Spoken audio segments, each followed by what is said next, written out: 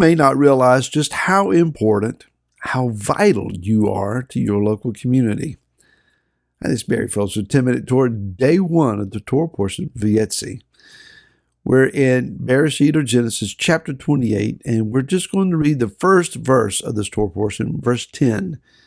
A short verse that says, "And Yaakov went out from Beersheba and went toward Haran."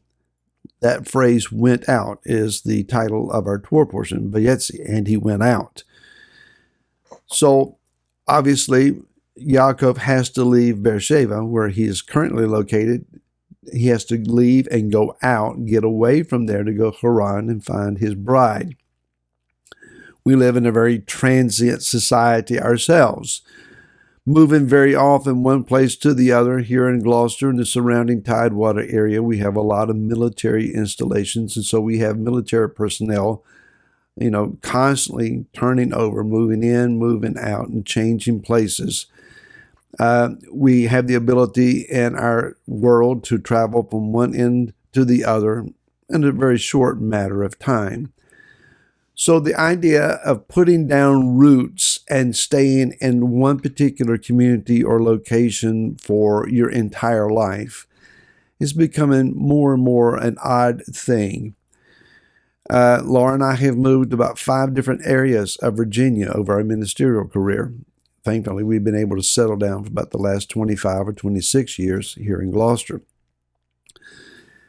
You never know when Yah, however, is going to say, "Pack your bags, it's time to go."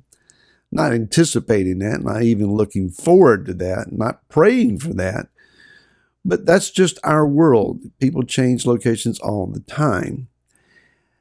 I heard someone say decades ago in a teaching that something that has always stuck with me, and that is that when you are praying about a particular move, the primary purpose is not to be job change and therefore a required relocation.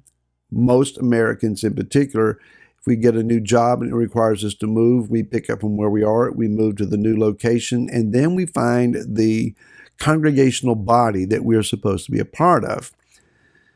The teaching suggested the primary purpose should be because Yah is moving you to a new congregation. When you get there, He will supply you with whatever job is necessary to finance you being where you're supposed to be for His kingdom purpose first. That's in great contrast to the American way of doing things. In regard to Yaakov, the bride is not to be found among the pagan women that surround he and his family. He has to go to he has to go back to the house of Laban. And it's not that this is such a righteous house in and of itself, but the bride is to be found there. Now, here's the point for today. A Sadiq, if you want to transliterate and you're taking notes, T as in Tom, Tzaddik, a Sadiq. What is that?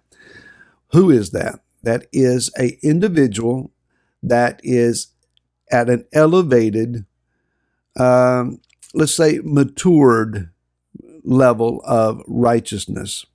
Yes, Yeshua is our righteousness. His righteousness is accounted to us.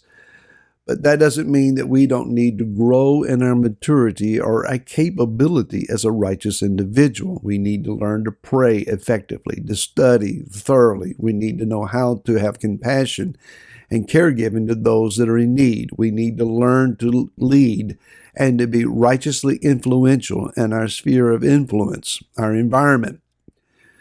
So a Sadiq has the ability to righteously influence his community. If we go back to chapter number 18 and we read the story of how Yah is informing Abraham how he's going to judge the cities of the plain, Abraham begins to intercede for righteous influence from Sadiqs. Is it possible that 50 Sadiqs could turn the cities around? Yes. 45, 30, 20, even 10 righteous men righteous individuals, Siddiqs, Tzaddikim in the plural, would have been able to righteously influence the cities to such extent that they would have been spared judgment. Yah said, for 10 Siddiqs, for 10 righteous ones, I will spare the city. There were not 10 righteous ones, and the cities were destroyed. It could be that those that are righteous in your community have withheld or stayed or delayed, at least, potential judgments from coming toward your community. You never know. It could be that you are praying, crying out, influencing neighbors, co-workers, friends, family to such a degree that things are shifting and turning, maybe not perceived to you, but things are shifting and turning. There is something going on in the realm of the spirit that maybe you're not aware of, and Yah says, for their influence, I'm going to withhold judgment. Now, in regards to Yaakov leaving then, as a Siddiq, he is indeed a righteous man. He carries the blessing of his father, and he's about to receive the blessing of Yah to inherit the land and to carry the seed. Yah deems him a righteous person. He is a Siddiq. He's leaving Beersheba, so that means that the righteous influence in Beersheba has diminished somewhat. And where he is going to Haran, that the righteous element, the righteous atmosphere in that location is going to increase. Now, compare this verse. Acts chapter 1 and verse number 8. Yeshua is speaking to his 11 at this point, and he says in verse 8, but you shall receive power when the set-apart Spirit is come upon you, and you shall be my witnesses in Jerusalem, and in all Yehuda and Samaria, and to the ends of the earth. Perhaps in this command that they are to spiral outward from an epicenter of Jerusalem first, then into Judea, Samaria, what we currently politically call the West Bank, a very bad term, not a correct term. It is Judea, Samaria. Then going spiraling outward until they reach the ends of the earth. It could be then that Yeshua is revealing his strategy of building up Siddiqs at an epicenter, a training ground, a center of a portal of an open heaven where men and women are righteously influenced, grown, and matured, and then they advance to another level and then to another level.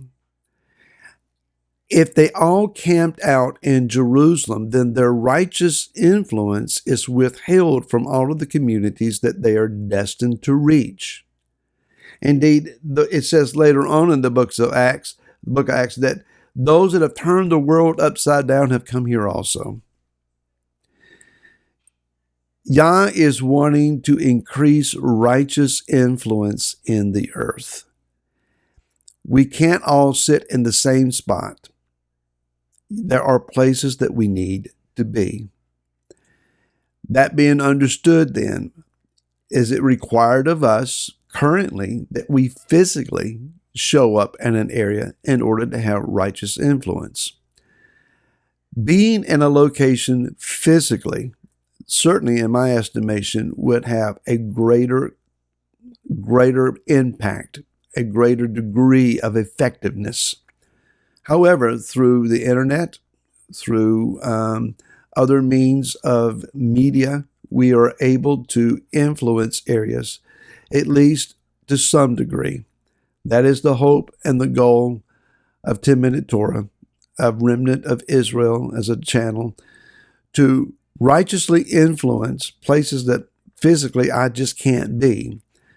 So I appreciate you listening, gaining some understanding, hearing a word, hearing a piece of insight, something that would be righteously influential to you, but share it where you are. Be the Siddiq, be the light, be the beacon of Yah's glory to the community and environment that you are sown in. Don't hide your candle. Put it out in the darkness and see who you can influence. We'll see you again tomorrow. Until then, shalom.